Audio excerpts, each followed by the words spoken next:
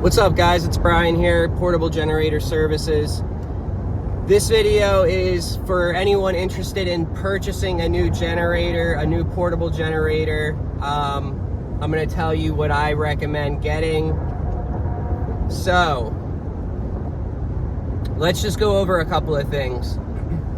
Number one, if you are only running extension cords and you're going to only power a refrigerator, a light, and a fan, you don't need anything bigger than 3,000 watts.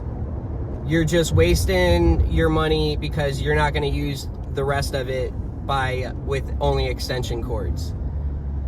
If you're going to get anything bigger, to really utilize it, you have to do and have either the 30 amp or the 50 amp outlet installed, and so that you can basically have your generator hooked up to your panel and you can choose what you want on. Generators have become fairly cheap in the sense that with a 10,000 watt generator, honestly, you can get a 12. Duramax is the way to go. Their warranty is the best. Their customer service is the best. They don't fight me with my customers. If there's ever an issue, I get the replacement parts right away, or they get a brand new generator. For $1,000, you can get a 12,000 watt generator, dual fuel, which is a must. You have to go propane. Gasoline is 90% of the problems that cause the generators not to work. It'll clog the carburetor. You've got to get rid of the gas every single year or it goes bad. It's just a pain in the butt. Propane lasts 20 plus years. It doesn't clog the system. It burns cleaner.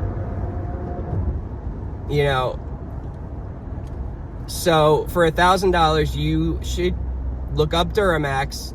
I have them on my website. You can get literally like a 12,000 watt Duramax, dual fuel, electric start. It does have the pull start as backup.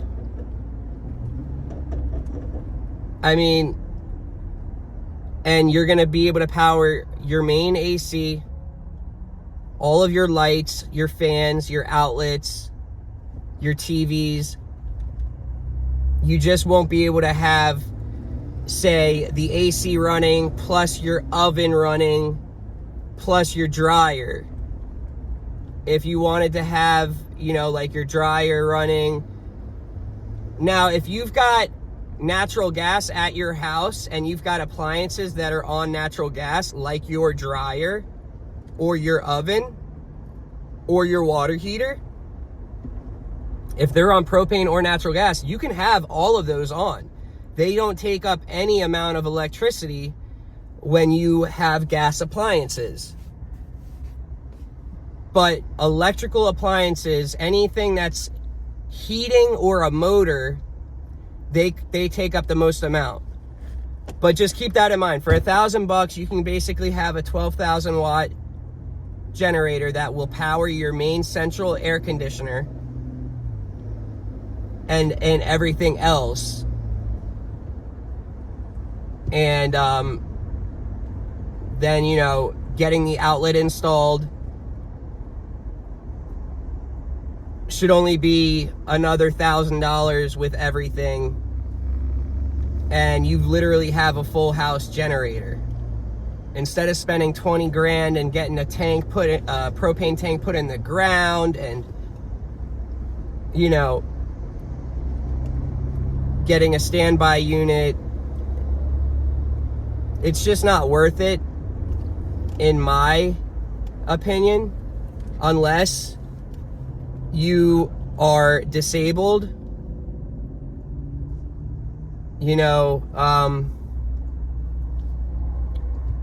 The thing is also, customers don't realize if you're ultimately wanting a generator that can run for days on end, you ultimately have to go liquid cooled. You have to get a liquid cooled generator. If you want a generator that is going to last you, then you need liquid cooled and you need 1800 RPM. 3600 RPM, it's just, they're called screamers in the industry because they're just so loud, and they're running, you know, like I said, compared to 1800 RPM, you're going twice as fast at 3600 RPM.